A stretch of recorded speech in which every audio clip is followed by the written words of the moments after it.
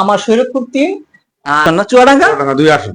আচ্ছা, আপনার নির্বাচনী যে এলাকা, এখন আমরা তো বর্তমানে ঢাকা আছি, অনলাইন প্ল্যাটফর্মে যতটুকু চেষ্টা করতেছি, তো সেক্ষেত্রে আপনার যে এলাকা 2 আসনে, এখন সেই এলাকার একটু খোঁজ খবর আমাদেরকে একটু জানাবেন। না, চুয়াডাঙ্গা 2 আসনে থেকে মোটামুটি ভালো অবস্থা, এখনো পর্যন্ত কোনো গ্যামজাম গন্ডগোল হয়নি, চলছে ঠিক মতন।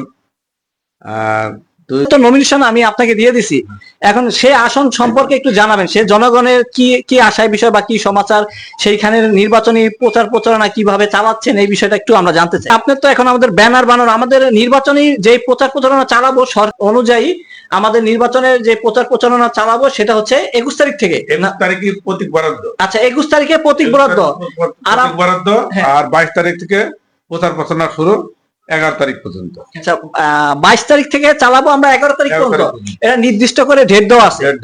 আচ্ছা, সেখানে কোনো নির্দিষ্ট ব্যানার বা ফেস্টুন কি এখন পর্যন্ত বানানো নিয়েছেন নাকি? এখনো কোনো কিছু বানানো হয়নি, প্রতীক বরাদ্দ পরে এটা বানানো হবে। আচ্ছা, প্রতীকের পরে আপনি এটা বানাবেন।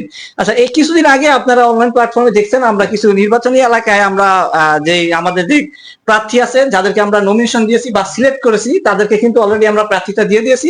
ফরিদপুর 4 আসন। আচ্ছা, ফরিদপুরের 4 আসনে সাগর ভাইকে আমরা নমিনেশন দিয়ে দিয়েছিলাম, তো তার থেকে জানবো তার এলাকার সম্পর্কে, তার নির্বাচনী যে এলাকা আছে বা কেন্দ্র আছে সেই সম্পর্কে আমাদেরকে একটু জানাবেন ভাই। জি, আমার ভাই কেমন আছেন? এই তো ভাই ভালো আছি। আমরা আশা করছি যে আমাদের জনকল্যাণ পার্টির খায়রুল দেওয়ান ভাই হয়তো বা এবার তার দোয়ায় আমি এমপি প্রার্থী হিসেবে দাঁড়াইছি। আশা করা যায় আমি জিতবো, আমার প্রচারণা এখন চালু আছে। আলহামদুলিল্লাহ, আলহামদুলিল্লাহ। তো এখন বিষয় হচ্ছে, যে কারণে মূলত ভিডিওটা করা, অনেকদিন আগে আপনাদেরকে তো অলরেডি আমরা নমিনেশন দিয়ে দিয়েছি, বিভিন্ন জেলা পর্যায়ে বা আসনগুলো আমরা বন্টন করে দিয়েছি। এখন আমাদের থেকে 11 তারিখ পর্যন্ত আমরা প্রচার প্রচারণা চালাতে পারবো সরকারি বিধি অনুযায়ী। এখন সেক্ষেত্রে আপনার কি কোনো ব্যানার বা ফেস্টুন বানাইছেন? না, আমার ব্যানার পেছন না। আমার ভাই ভালো আছেন? ওয়ালাইকুম আসসালাম। ভাই আপনার আসন কত চাঁদপুরে? চাঁদপুরে আসন 1। আচ্ছা, চাঁদপুরে সাগর ভাইকে 1 আসন দিয়ে দিছি কিন্তু অলরেডি। তো আমরা অনেকদিন আগে এটা অনলাইনে ঘোষণা দিছি, তো এই জন্য আপনাকে 1 আসন দিয়ে দিলাম। এখন 1 আসন সম্পর্কে একটু বলেন আপনার চাঁদপুরে। আমাদের চাঁদপুরের 1 আসন সম্পর্কে, জি, ওইখানে কি আপনার প্রচার চালাতে কোনো সমস্যা হচ্ছে কিনা?